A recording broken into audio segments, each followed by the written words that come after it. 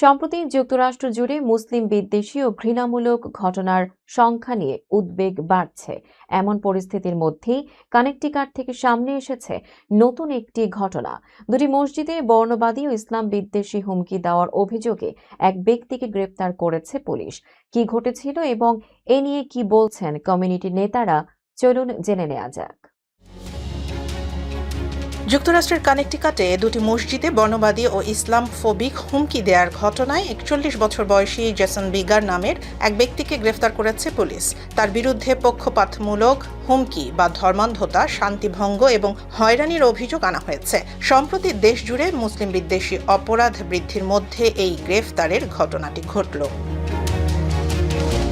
Police জানায়, কানেকটিকাটের Islamic centre of Vernon এই দুটি হুমকিমূলক ফোন কল আসার পর তদন্ত শুরু হয়। পরবর্তীতে জানা যায়, একই নম্বর থেকে ব্রিজপোর্টের আরেকটি মসজিদেও একই ধরনের ঘৃণামূলক কল করা হয়েছিল।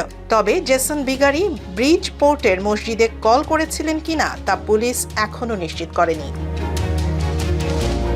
Council on American Islamic relations এর কানেকটিকাট শাখার চেয়ারম্যান ফারহান মেমন জানান, গত মাসে সান দিয়েগোর ইসলামিক সেন্টারে বর্ণবাদী ইশতেহার লিখে 2 কিশোরের গুলিতে 3 জন নিহত হওয়ার ঘটনার পর এই ধরনের হুমকিকে হালকাভাবে নেয়ার সুযোগ নেই।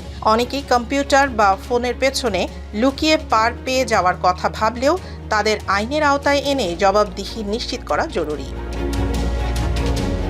মসজিদের সদস্য মোহাম্মদ এল সাবল জানান, 9/11-এর কিংবা গাজা যুদ্ধের পর থেকে আমেরিকায় এমন মুসলিম বিদ্বেষ তারা দেখে আসছেন। তবে তারা একটি শক্তিশালী ও সহনশীল কমিউনিটি এবং এই ঘটনার পর তারা মসজিদের নিরাপত্তা ব্যবস্থা আরও জোরদার করছেন। গ্রেফতারকৃত ব্যক্তির শাস্তির দাবি জানানোর পাশাপাশি মুসলিম কমিউনিটির নেতারা আশা প্রকাশ করেছেন, এই ব্যক্তিরা যেন অনলাইন থেকে ছড়ানো ভুল তথ্য পরিহার করে ইসলাম সম্পর্কে সঠিক ধারণা লাভ করতে পারেন।